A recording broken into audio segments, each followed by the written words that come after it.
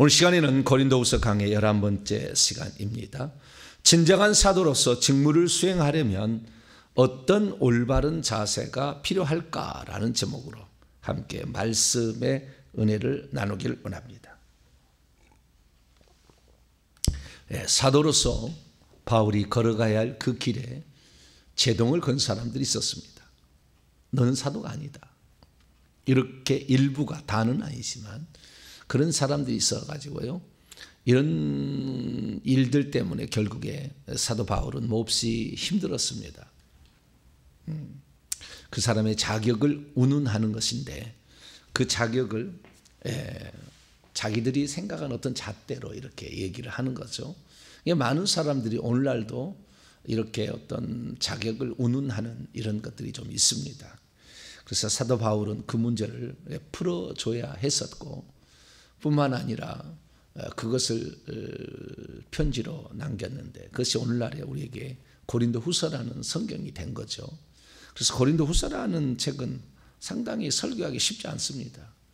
왜냐하면은 그 하나님의 종이 자기 자신을 변호한 듯한 이런 인상이 계속 풍기기 때문에 그러나 언젠간 한번 설교를 해야 되고 또 들어봐야 될 설교이기 때문에 때가 되어서 이 설교를 하고 있습니다만은 그러나 우리가 깊이 생각하면 목회자를 어떻게 도울 것인가, 목회자를 어떻게 협력할 것인가, 목회자가 어떻게 동역자가 될 것인가 이런 문제를 평신도로서는 이해할 수가 있는 것이고 주의 종들로서 그 자세가 어떻게 돼야 될 것인지를 또 말해주는 거니까 쌍방간의 유익이 됩니다. 그래서 고린도후서는 우리에게 깊이 들어가면 상당한 많은 유익이 있다 이렇게 말씀을 드립니다. 자, 그러면은 바울 사도 그는 계속해서 고린도 교회의 성도 중에 일부겠죠. 그 일부 성도들이 계속해서 바울의 사도직에 권리가 없다, 사도권이 없다라는 말을 계속 해왔을 때 어떤 마음이 들었을까라는 거죠. 그때 사도 바울은 낙심할 정도로 엄청난 많은 이러한 그 고민이 되었다 말하고 있습니다. 그런데 낙심하지 않는다고 그랬어요. 자, 4장 1절 한번 봅니다. 4장 1절 시작. 그러므로 우리가 이 직분을 받아 긍휼하심을 입은 대로 낙심하지 아니하고, 낙심하지 않는다는 거예요. 또 한 번 나와요. 16절 시작. 그러므로 우리가 낙심하지 아니하노니 우리의 겉사람은 낡아지나 우리의 속사람은 날로 새로워지도다. 낙심하지 않는다. 낙심할 수 있었다는 거잖아요. 네, 낙심할 수도 있었다는 거예요. 그 정도로 강력한 거예요. 그래서 낙심하지 않으려면 어떻게 해야 되느냐? 네, 그거죠. 낙심하지 않으려면. 그래서 4장 1절부터 15절까지는 첫 번째 낙심하지 않으려면 이렇게 해야 된다. 그게 나오고 그 다음에 16절부터 5장 10절까지도 낙심하지 않으려면 또 이렇게 해야 된다라는 것을 얘기해 주고 있어요. 네, 낙심하지 않으려면. 보통 이제 4장 16절부터 5장 10절까지 말씀은 소망이 있어야 된다. 소망. 이쪽에 소망이 관련된 거라면은 4장 1절부터 14절까지는 어쩌면 인내, 참음에 대한 어떤 것인데요. 그래서 우리가 현재 상황에서 환난이나 어려움을 이길 수 있는 것은 현재를 인내하고 미래에 대한 소망을 가지면 되는 거죠. 이것이 끊임없이 가야 되는 거죠. 그 중에서 현재의 상태에 대해서 우리가 낙심하지 않으려면 어떻게 해야 되느냐. 그 낙심하지 않으려면 자기 자신을 돌아볼 때요, 현재 자기가 하는 것이 하나님으로부터 자기가 지금 주어진 직책을 맡고 있다라는 강한 확신이 있어야 되겠죠. 하나님이 그를 보냈다는 확신이 없으면 너 사도 아니지, 너 사도 아니잖아. 자꾸 이러면은 하나님도 주어진 어떤 그 성령의 강력한 어떤 그 확신이 들어가지 않으면 실족하죠. 그러니까 그렇게 어떻게 얘기한다 할지라도 그것은 본인의 생각이고 하나님께서 나에게 지금 이렇게 사용하고 있다라는 분명한 확신이 거기에 주어져야 되는 거죠. 그래서 사도 바울은 자신의 사도직이 사람으로부터 말미암은 게 아니라 하나님으로부터 말미암았다는 것을 분명히 하고 있는 것입니다. 그러니까 예루살렘에서 왔던 어떤 바울의 사도직을 반대하는 사람들은 우리는 종이 추천서가 있다, 주천서가 있다. 우리는 분명한 넌 추천서에 있느냐? 없다라는 거잖아요. 그런데 바울은 뭐라고 했습니까? 고린도후서 3장에서 종이 추천서가 아니라 열매가 있어요. 그 성령으로 말미암아 구원 받아서 하나님 자녀가 된 열매가 있어야 되지 않느냐. 그래서 이 고린도 교회 성도 자체가 내가 사도임을 추천하는, 내가 사도임을 인정해 주는 그러한 자격이 된다라는 얘기를 고린도후서 3장에 얘기를 하고 있는 거죠. 자, 고린도후서 3장 잠깐 넘어가서요. 4절 6절 보면 4절 5절까지 4절 5절 시작. 우리가 그리스도로 말미암아 하나님을 향하여 이 같은 확신이 있으니 우리가 무슨 일이든지 우리에게 난 것이 스스로 만족할 것이 아니니 우리의 만족은 오직 하나님으로부터 나느니라. 하나님으로부터 있다는. 그래서 이 직분을 하나님이 나에게 준 것이다라는 거죠. 그러니까 이 사도행전 9장을 읽어보면은 이 사도 바울에게 예수님이 나타났죠. 그럼 너는 나의 택한 그릇이라 라고 얘기하고 너를 세 군데 이방인과 임금들과 이스라엘 자손에게 복음을 전하기 위하여 택한 나의 그릇이다라고 분명히 얘기를 해줬잖아요. 그 확신이 있어야만이요 흔들리지 않아요. 자꾸 2단 3단 정죄해봐요. 그러면 자기가 하나님으로부터 이 확신이 있으면 거기에 낙심하거나 좌절하거나 포기하지 않는 거죠. 자꾸 이렇게 뭐라고 얘기를 하면. 근데 그게 없으면 하나님으로부터 내가 너를 이렇게 쓰겠다라는 분명한 하나님의 계시를 받지 못했다고 한다면 그 직분을 되게 수행하기 어려워요. 되게 부담이 됩니다. 자꾸 이렇게 자기를 못 살게 하는 사람들이 있고 그것을 합법적인 어떤 증거를 갖다가 막 대고 비슷하게 이렇게 들어오면 낙심이 되는 거죠. 낙심이 되지 않으면 하나님이 그를 왜 어떻게 무슨 목적으로 불렀는지에 관하여 정확하게 알아야 되는 거죠. 그거 알고 있어야 되죠. 그거 있으니까 이런 게 있는 것이지 이게 없으면 이렇게 담대하게 못 나가는 거예요. 소명에 대한 분명한 의식이 있었던 거죠. 그래서 새 언약의 일꾼으로 하나님 나를 불렀다. 하나님께서 과거에 모세를 시내산에 불렀듯이 나를 다메섹에서 하나님이 새 언약의 일꾼으로 불렀다. 옛 언약인 모세에게 있었지만 새 언약은 지금 나다. 이런 걸 정확히 알고 있잖아요. 옛 언약도 이 모세가 그 영광을 얼굴에 주님을 만나니까 구약의 말씀도 이 자신이 여호와를 만나니까 그 얼굴에서 광채가 났잖아요. 그 광채가 나듯이 구약의 말씀도 하나님 말씀이니까 영광은 있다는 거예요. 그러나 찬장에 들어가 보면 구약의 말씀은 정죄하는 말씀이라는 거잖아요. 죽이는 말씀이나 사람을 정죄해서 죽이는 말씀이라는 거잖아요. 그래서 이 정죄와 이 죽이는 그러한 율법 조문의 어떤 그런 것들보다는 살리는 영의 직분, 그 다음에 의의를 가져다 주는 의의 직분, 그리고 한 걸음 더 나아가서 영원히 없어지지 않는 직분을 자기가 갖고 있다는 거예요. 구약은 잠시 동안만 있을 일시적인 거였다는 거예요. 그래서 새 언약의 직분으로서 4장 1절 우리가 이 직분을 받아서 긍휼하심을 입은 대로 낙심하지, 이 직분을 받은 거에 대해서 분명한 확신을 갖고 있기 때문에 낙심하지 않는다. 내가 하나님이 보낸 종이라는 확신이 없으면 어떻게 말을 함부로 하겠어요?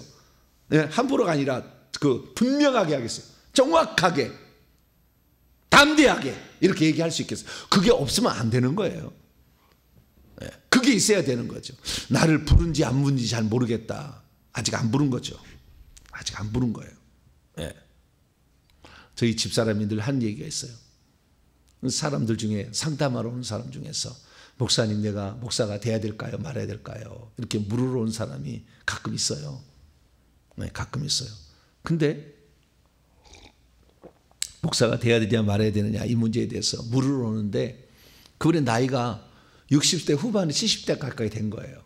그런데 내가 목사가 될까요? 말아야 될까요? 그렇게 얘기를 하는 거죠. 그럼 저희 집사람 한 얘기가 하나님의 사람은 직진합니다.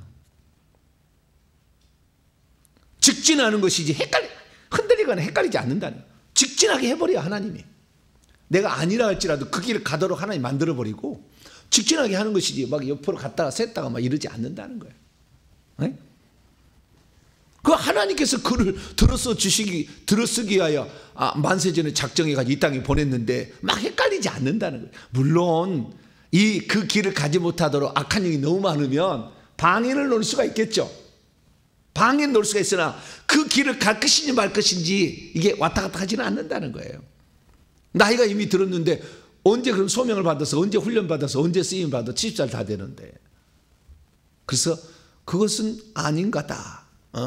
잘 생각해 보라 라고 얘기를 하는데 이 보면은요 벌써 이 소명이 있는 자들은 영적 나이가 높고요.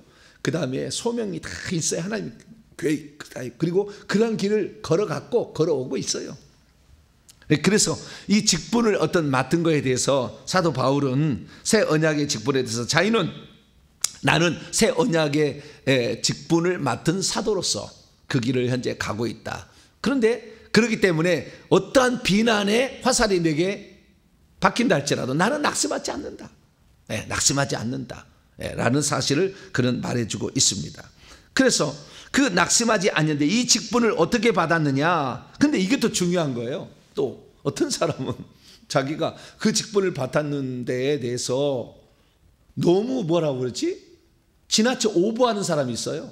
그 오버하는 사람은 무슨 말이냐면은 이 제3자가 입장에서 쳐다볼 때도 그분의 어떤 소명에 있어서 분명하지 않는데 자기가 목사라는 것이니까 나는 너를 다 지배할 수 있어 라는 생각을 갖고 꼭 명령을 내리려고 하는 어떤 그런 사람들이 있어요.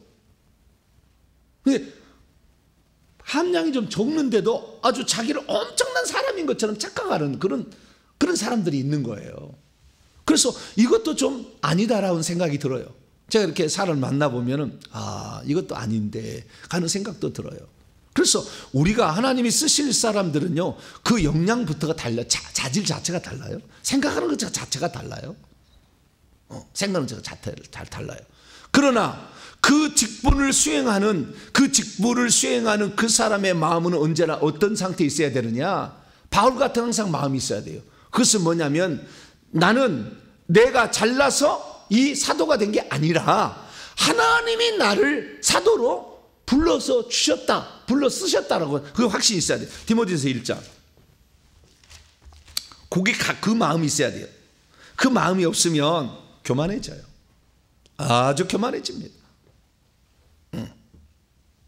꼭 군림하러 한 사람처럼 달라져요. 그래서 사람들이 힘들게 하는 거예요. 자, 디모데 1장 12절로 13절. 12절로 13절 시작. 나를 능하게 하신 그리스도 예수 우리 주께 내가 감사함은 나를 충성되이 여겨 내게 직분을 맡긴 주님이 충성되이 여겼다는 거예요. 나는 충성하지 않는데 주님이 나를 충성되이 여겨서 신실하게 여겨서 나에게 직분을 맡겨줬다는 거예요. 그리고 13절 내가 전에는 비방자요 박해자요 폭행자였으나 도리어 긍휼을 입은 것은 내가 믿지 아니할 때에 알지 못하고 내가 원래는 비방자 박해자 폭행자였다잖아요. 내가 원래 그랬는데 하나님이 나를 긍휼히 여기셔서 사도라는 직분을 맡기셨다라는. 그래서 내가 지금 이 사도라는 직분을 맡고 있는 거에 대해서 주님께서 나에게 주신 것이 주님이 어느 날 너 끝이다 그러면 그만둬야 된다는 거예요. 이걸 정확히 안다는 거예요. 나는 그 직분을 맡기 합당치 않은 자였다는 게 원래 나는 그런 하나님이 맡겨주실 만한 직분을 감당할 만한 사람이 원래 아니었는데 하나님이 나를 긍휼히 여기시고 충성되이 여겨서 직분을 맡겨졌기 때문에 나는 이 직분을 충성할 수밖에 없다. 그리고 주님이 너 더 이상 그만해 그러면 그만둬야 된다. 나는 아니야 내가 뭐 이렇게 할 수 없다라는 거예요. 그래서 15절 디모데전서 1장 15절 16절까지 시작. 밑보다 모든 사람이 받을 만한 이 말이여. 그래서 예수께서 죄인을 구원하시려고, 죄인 나를 구원하려고 세상에 임하셨다 하였도다. 죄인 중에 내가 괴수다, 첫째다. 그러나 내가 긍휼을 입은 까닭은 예수 그리스도께서 내게 먼저 일체 오래 참으심을 보이사 후에 주를 믿어 영생 얻는 자들에게 본이 되게 하려 하십니다. 자기가 30살 때까지는, 그 무렵까지는 뭐예요? 원수를 행하였잖아요. 그리스도 원수를 행하였어. 하나님 원수로 잘못된 길을 가고 있었다고. 그런데도 하나님이 나를 긍휼히 여기셔서 나로 하여금 하나님께서 새 언약의 일꾼으로 일하라고 불러주신 게 나는 너무 감사하다. 이 마음이 항상 있었다는 거예요. 긍휼의 부르심이 있었기 때문에 이 직분을 담당함으로 나는 낙심치도 아니할 뿐만 아니라 감사한다, 이런 얘기를 한 거예요. 그래서 진정한 사도로서 그 직무를 수행하는 자들은 오늘도 하나님께서 그를 불러줬기 때문에 아무것도 아닌 다 자기 자신을 알아요. 겸손해요. 나는 아무것도 원래 아니었다. 나는 마른 막대 같았다. 그러나 주님께서 생명을 불어넣어서 살구나무에 꽃이 핀 것이지 나는 아무것도 아니다. 이걸 분명히 알고 있어요. 그러나 그 사람의 사도직에 대해서 함부로 말하는 사람에 대해서 어떤 얘기를 해도 낙심하지 않는다는 거예요. 왜? 이미 하나님이 불러주셨다는 걸 알기 때문에. 하나님이 불러주셨다 모르면 중간에 낙심한, 포기하고 절망하고 이렇게 한다는 거예요. 자, 그러면 이렇게 하나님도 부름받은 그런 사도로서, 새 언약의 일꾼으로서 걸어가고 있는 사도 바울이 어떤 자세로 그러면 지금까지 해왔을까? 그걸 고백을 해놨어요. 그것이 고린도서 4장 2절이에요. 이런 자세로 나는 지금까지 살아왔다. 그러니까 오늘날에 내가 하나님의 종이다 라고 하는 사람이 이런 자세를 만약에 가지고 있지 않다면은 한번 생각해 봐야 되는 거예요. 한번 생각해 봐. 내가 진정한 하나님의 사도인가? 하나님께서 복음을 전파로 이 땅에 파송한 자인가? 라는 것을 한번 생각해 봐야 된다는 거예요. 그것이 바로 세 가지 부정적인, 소극적인 것은 하지 않는 것이고, 긍정적으로 두 가지라고, 5가지 조건을 얘기해요. 사항을. 이 5가지 사항이 내가 진정한 하나님의 사도로서 올바로 가고 있는가를 알려주는 바로미터가 된다는 거예요. 첫째 3가지인데요. 2절 보세요. 숨은 부끄러움의 일을 버리고 속임으로 행하지 아니하고 하나님 말씀을 혼잡하게 하지 아니하고 부정이에요. 그러니까 이 사도 바울은 진정한 사도로서 어떤 자세로 하냐면 숨은 부끄러운 일을 버렸다는 거예요. 첫째는. 두 번째는 속임으로 행하지 않았다는 거예요. 세 번째는 하나님 말씀을 혼잡하게 하지 않았다는 거예요. 왜곡시키지 않았다는 거예요. 이 혼자 왜곡이에요. 하나님 말씀을 막 왜곡시키지 않았다는 거예요. 부끄러운 일을 행하지 않아, 숨겨둔 부끄러운 일, 아주 속에 가지고 호박스가는 나쁜 일, 그리고 겉으로 말하고 속으로 하지 않는 그런 숨은 부끄러운 일을 하지 않았다. 그리고 자기 하는 말은 진리만 전했지 속이는 말, 적당한 말 이렇게 하지 않았다는 거예요. 이게 3가지 하지 말아야 될 일이 있어. 이 사람이 진정 하나님의 사도로서, 사도라는 게 무엇입니까? 복음을 전파하고 하나님이 보낸 자라잖아요. 그래서 그 사도라는, 아포스톨로스라는 것은 하나님의 일을 하여 하나님께 쓰시려고 당신 선택에 보낸 종인데, 이 종은 3가지는 하지 않아야 된다는 거예요. 거꾸로 말하면 나는 이거 하지 않았다는 거예요. 2가지를 해야 된다는 거죠. 오직 진리를 나타낸다. 오직 진리만을 전하려고 해야 된다. 그 다음에 하나님 앞에서, 각 사람 앞에서 양심이 부끄럽지 않아야 된다. 응? 양심이 털나서는 안 된다는 거지.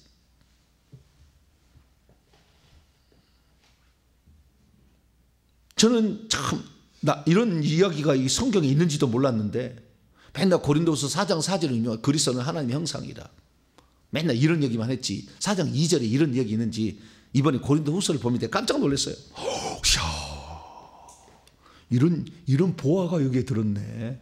와, 내가 하나님의 종으로 살아가고 있는지를 확인해보는 5가지 체크 리스트가 있었다는 거예요. 내가 진짜 낙심치 않냐고 살아갈 만한 하나님의 보냄받은 새 언약의 일꾼이냐는 것을 알려주는 5가지 바로미터가 있었던 거예요. 첫째, 처음부터 잘 들어갑니다. 숨은 부끄러움인데 원래는 부끄러움의 숨은 것들로 돼 있어요. 부끄러움의 숨은 것들을 버렸다, 그것을 그냥 내던졌다라는 거잖아요. 내던졌다는 거예요. 이것을 하지 아니하고 라고 했다는 것은 과거에 했었다는 거잖아요. 깊이 들어가면은 아니하고 했었다는 거죠. 근데 지금은 행하지 않는다 그 말이잖아요. 그리고 지금은 뭐예요? 진리를 나타내고 양심에 부끄럽지 않게 살아가고 있다 이렇게 얘기하는 거예요. 첫째는 뭐예요? 부끄러움에 숨은 것들을 버렸다라고 얘기하는 거잖아요. 네? 이건 뭡니까?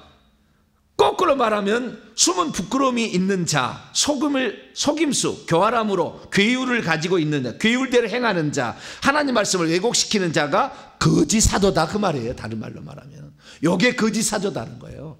이게 거짓 사도인지 아닌지 분별하는 기준은 추천서 갖고 왔다고 해서 되는 게 아니라 세 가지를 보면 된다. 속에 야욕과 야심을 품고 있어서 그 겉으로는 성도를 위한 척하지만 자기의 욕망을 채우기 위한, 자기의 성공을 위해서, 자기의 무슨 자랑을 위해서 그걸 하고 있다는 거잖아요. 바울이 과거에 그랬어요. 어떻게 그랬습니까? 예수 믿기 전에 예수 믿는 사람들 다 잡아다가 막 감옥에 가뒀잖아요. 스데반 죽이는데 앞장서고 막 그랬잖아요. 어느 누구도 그렇게 하지 않는데 열심을 내서 했잖아요. 그럼 뭐 때문에 그러는 거예요? 대제사장 일을 도와준 겁니까? 예수쟁이들을 좀 없애기 위해서 이 사내들인 공의가 혈안이 돼 있는데 사내들인 공의를 도와주기 위해서 바울이 그렇게 한 겁니까? 지가 대지상이 잘 보여가지고 혹시 사내들인 공의 될까? 이것 때문에 한 거잖아요. 야심이든 그거잖아요. 사내들인 공회원이 되고 싶어하는 야심이 있어가지고 그 일을 해주는 거잖아요. 대지상이나 그 대지상은 사도들 공회의 대표인데 이게 그것을 뭐 공문을 막 준 것은 바리새인에게 준 거잖아요. 별로 안 친해. 대지상들은 사두개인이라 이렇게 안 친한 건데도 준 거예요. 그렇게 해라 막 하는 거예요. 뭐요? 자기 일을 해주니까. 그렇지만 바울은 뭐요? 그렇게 해서 점수를 따가지고 자기가 사내들인 공회원이 되고 싶어하는 욕망을 가지고 있었다는 거죠. 야심이 있었어요. 그게 야심을 숨기게 있었어요. 자기가 공부하는 모든 게 다 야심, 야망을 이루기 위한, 야욕을 이루기 위한 생각을 가지고 있었다는 거 아니에요? 많은 사람이 그래요. 그리스도를 위한다고 말하지만 자기의 야망을 채우는 거예요. 자기 야망을 채우는 거예요. 이게 거짓 사도라는 거예요. 거짓 사도. 요들이 거짓 사도예요. 자, 고린도후서 11장 분명히 얘기를 해버려. 나중에는 처음에는 부드럽게 얘기했다가요 후반부에 가서는요 10장부터는 아주 직접적으로 얘기를 합니다. 나중에 엄청 강한 충격적인 말들이 많이 나와요. 자, 13절로 14절 한번 읽어보죠. 고린도후서 11장 13절로 14절 15절까지 15절까지 시작.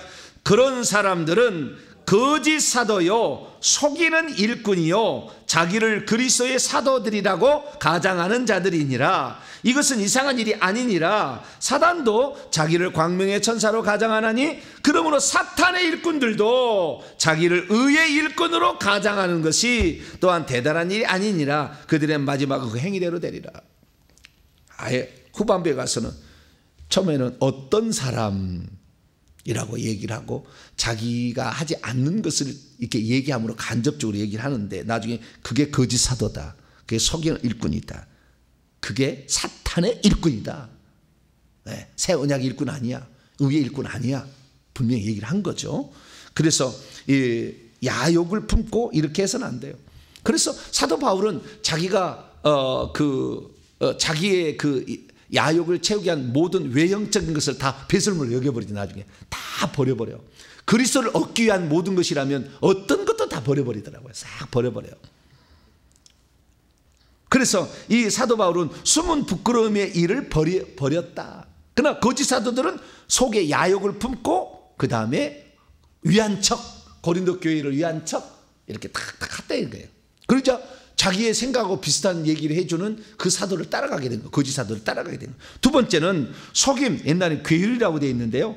속임수, 괴율, 거짓, 교활함으로 행하지가 걸어가지 페리파테오예요. 걸어가지 아니하며. 그러니까 교활함으로 남을 이용해 먹고 막 해서 사람을 교활하게 속여가지고 자기의 이익을 취하는 그런 사람으로 살아가지 않았다는 거예요. 저는 내가 하는 말에 대해서요 나는 교활하지 않았다고 나는 얘기할 수 있어요. 나는 어떤 사람에게도 상대방을 이용해 먹으려고 하는가 교활하게 하지 않아요.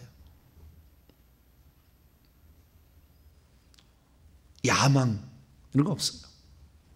저는 언제라도 그렇습니다. 내가 지금 이렇게 건강하게 사는 것도 주님이 치시면 오늘로 나는 그대로 환자다. 저는 3번, 4번, 5번 물론표 없어요. 주님이 오늘도 너 끝이야. 그러면 너는 그날로 나는 누워야 돼요. 못 걸어 다닙니다. 잘 알고 있어요.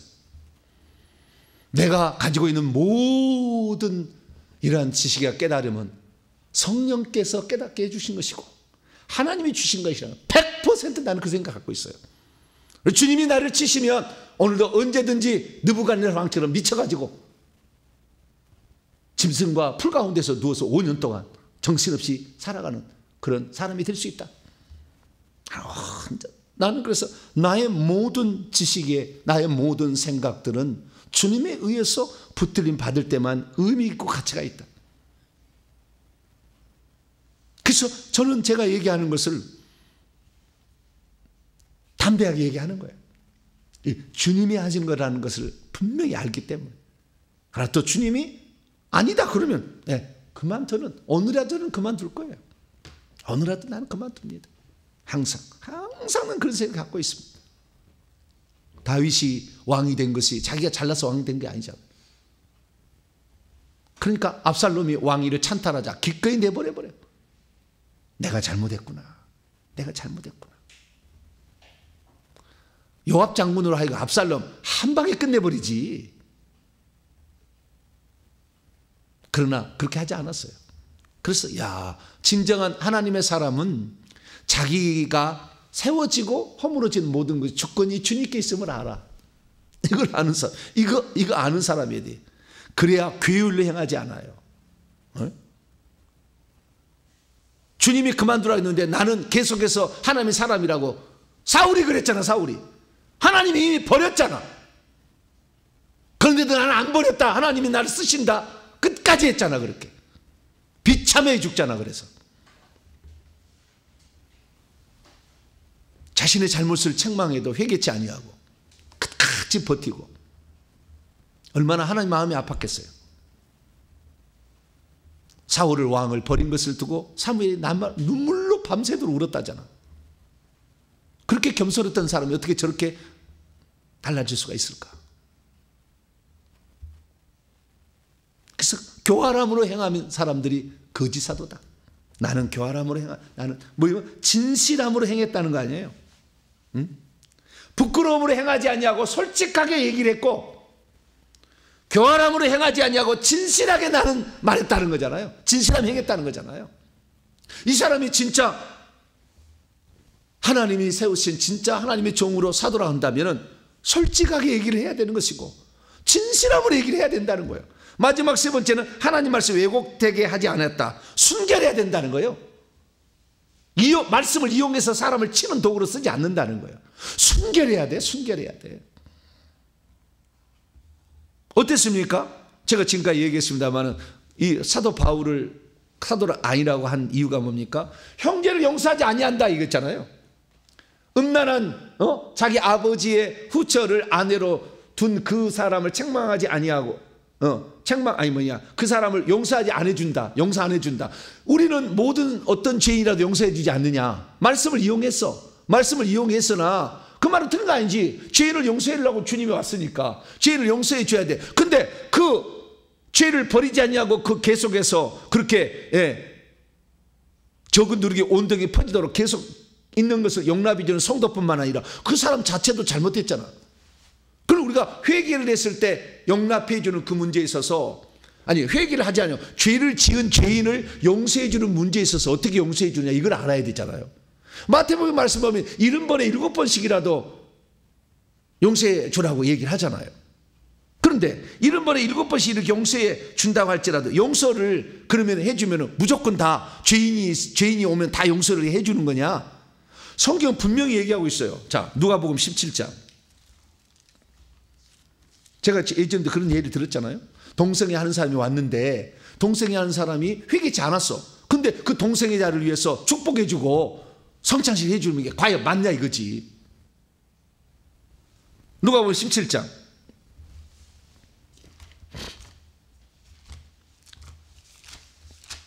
자, 들어가기 전에 누가복음 17장 들어가기 먼저 마태복음 18장 봅니다. 이렇게 거짓 사도들은 하나님 말씀을 왜곡한다, 혼잡하게 만든다는 거예요. 먼저 얘기를 듣고 들어가 봅시다. 그러니까 말씀을 다 봐야 돼요. 성경을 하나만 보면은 이렇게 속이는 자가 있어요. 이들도 성경을 인용했겠지. 자, 마태복음 18장 21절로 22절을 먼저 봅니다. 마태복음 18장 21절에 22절 시작.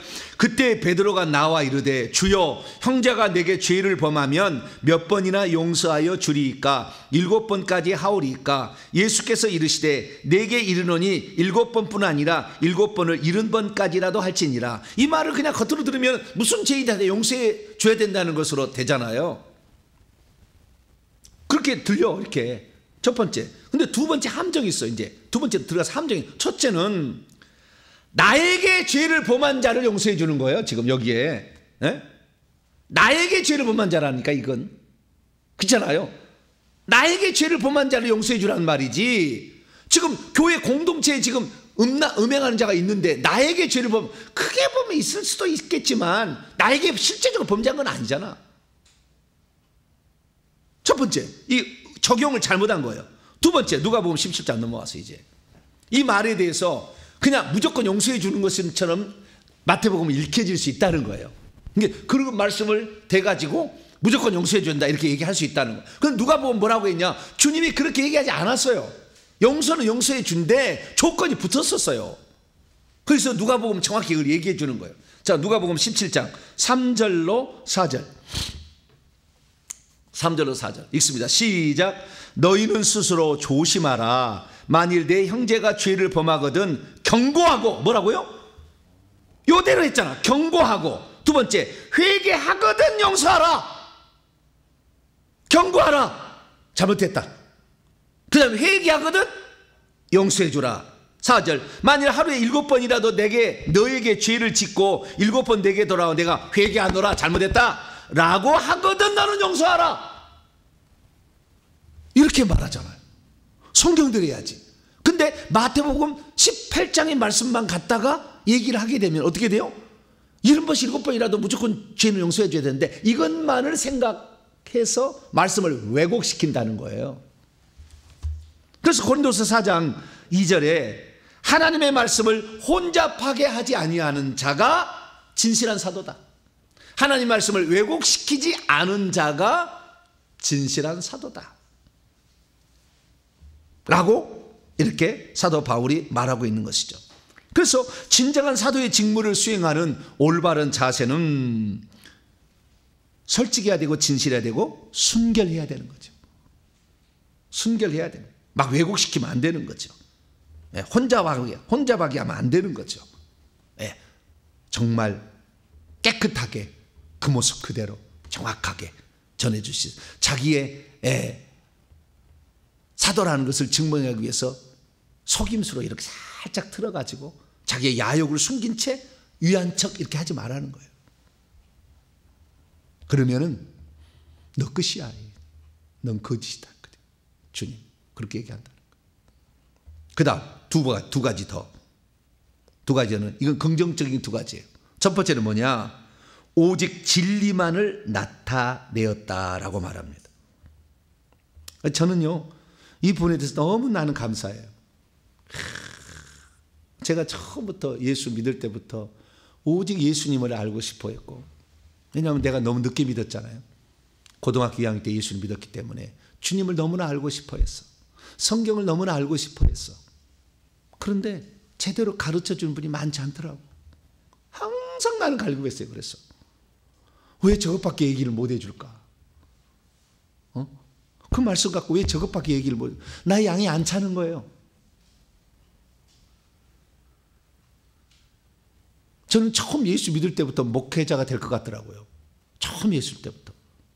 그래서 제가 예수 믿고 나서 2년째 되던 해에 신앙 상담 그 프로그램을 라디오로 CBS에서 라디오 방송에서 하는 걸 들어봤어요. 그랬더니 그때 모 목사님이 나오셔 말하기를, 아무나 목회자 되면 안 된다고 그러더라고. 아무나 목회자 되면 안 된대요. 그래서 나 그래 아무것도 없는데 뭐 처음 예수 믿었고 우리 가문에도 내가 처음 믿었고 인자 믿었는데 아무나 돼서는 안 되구나. 그래서 일단 접었어요. 제가 일단 접었어요. 일단 접었는데 하나님의 종이로서 길을 가지 않으면 안 되게 하나님 다 인도해버려. 그렇게 대학을 들어가는 문제나 군대에 가서 군종병이 되는 문제나 다 그 다음에 어쩌다가 이 중앙도서관에 가서 벽보를 봤는데 신대원 준비한다는 사람이 봤는데 그냥 그걸 그대로 가가지고 5개월 만에 시험 봤는데 신대원 합격을 해버려요. 그냥 하나님은 이렇게 인도를 해버려요. 막. 그래서 이 목회자의 길을 가는 그때부터 내가 그런 거죠. 나는 진리만을 전하리라. 그 말씀을 들을 때 후회 없는 내가 이 말씀을 오늘 들었는데 이 말씀을 들은 게 아깝지 않았다. 나 이 말씀 너무나 내 삶을 변화시켰다. 이런 말을 내가 하리라. 마음에 작정을 했어. 그래서 진리만을 전하리라. 이렇게 하다 보니까 이 교단교리 배척하니까 어떤 사람 그래. 당신은 어떻게 장로교 목사이면서 장로교 교리를 배척하냐고. 장로교 교리가 진리가 아니잖아. 칼빈이 하나님이 아니잖아. 요한 웨슬레가 하나님이 아니듯이 우리는 다 예수 그리스도의 말씀만 따라가야 되잖아. 왜 그걸 따라가야 되는데? 참고는 할 수 있지. 참고는 왜 그걸 배워야 되는데? 성경을 제대로 가르쳐주면 되지. 저는 그래서 내가 가르쳐준 것이 거짓을 가르쳐준다면 나는 목사가 아니다. 나는 그 사람 일꾼이지 예수님 일꾼이 아니다. 마음이 작정했어요. 그래서 오직 진리만을 전하리라. 어제까지 전하는 것이 혹시 내가 잘못 전했으면 나는 바꾼다. 계속 고집 피우지 않는다. 그건 잘못했습니다. 내가 모르고 그랬습니다. 아직 어려서 그랬습니다. 아직 그 분량이 도달이 못했었습니다. 이게 맞습니다. 라고 얘기하리라. 그렇게 저는 생각하고 갔어요. 그랬더니 이 사도 바울도 그랬더라고요. 세상에. 자, 고린도후서 마지막 장 13장. 참 심금을 울리는 말을 해요. 8절. 고린도후서 13장 8절. 시작. 우리는 진리를 거슬러 아무것도 할 수 없고 오직 진리를 위할 뿐이니. 진리 아닌 것을 말할 수 없어요. 거슬러서 말할 수 없어. 진리만을 위해서 살아갈 수밖에 없어.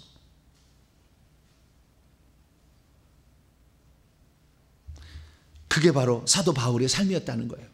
그런데 악한 자들은 괴휼로, 속임수로, 교활함으로 사람을 속인다는 거예요. 오늘날 목사들 가슴에 손 놓고 생각해 봐야 돼. 내가 이 말을 했는데 이 말을 따라서 그대로 와서 그 성도가 지옥에 떨어진다면 자기도 당연히 지옥 갈려야지. 그 생각을 하고 말을 전해야 돼. 내가 이 말을 전했는데 이 말을 따라온 것으로 말미암아 성 밖으로 밀려난 사람이 있으면 자기는 당연히 성 밖으로 가야지. 자기는 천국 가고 자기 따라오는 잘못 따른 사람은 괜찮다? 절대 그러면 안 되지.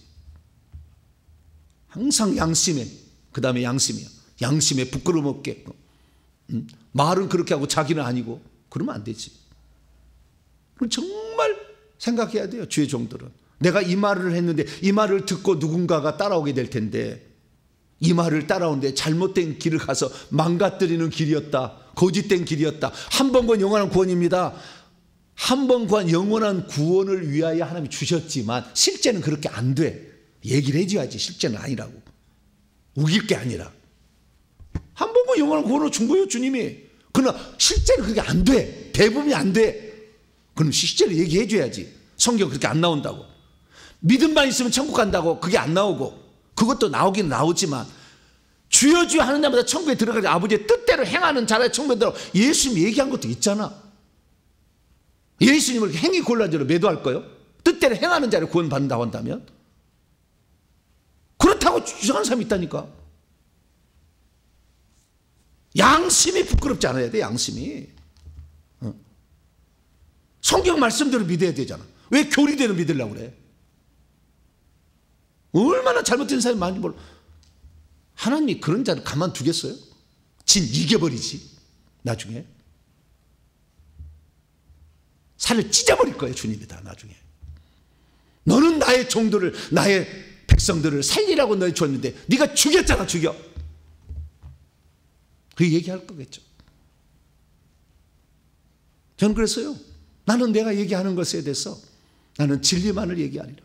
나는 양심에 부끄럽지 않게 나는 살아간다.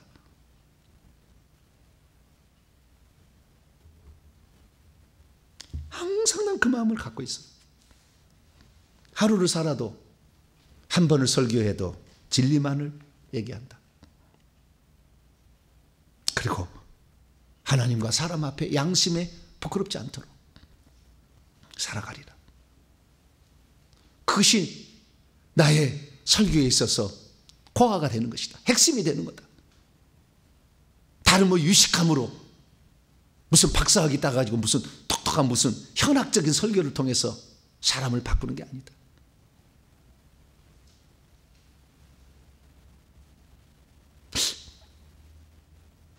그랬어요.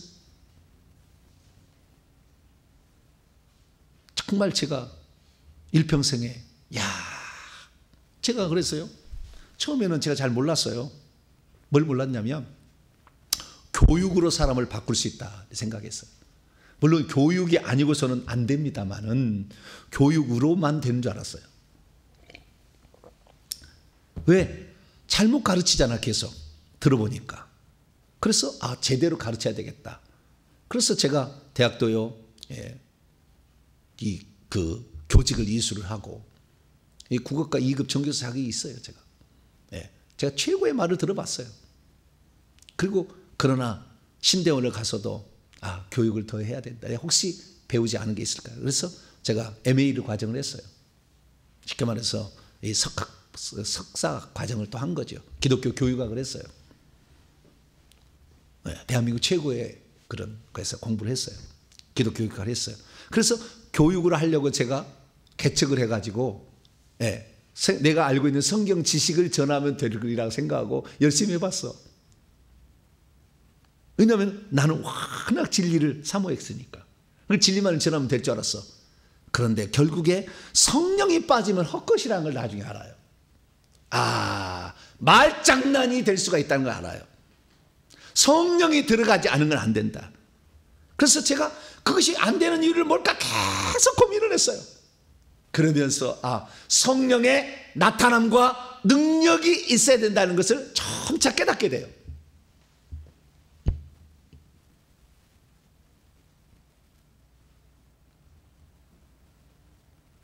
성령이 역사하지 않는 모든 것들은 다 자기 자랑, 자기 잘남으로 하는 거구나. 내가 그걸 알았어요. 그래서 저는 오직 성령이 가르치신 그 가르침대로 저는 살아가려고 몸부림을 치고 있어요. 어제까지 준비한 것이 혹시 아침에 성령이 아니다 그러면은 내려놓을 마음으로 항상 그 성령의 이 내 속에 역사하시는 그 성령의 그 가르침에 그대로 순종하려고 몸부림치는. 그랬더니 하나님께서 이렇게 어쩌면 이 성경 말씀을 잘하는 사람에게 능력 잘 안 줍니다.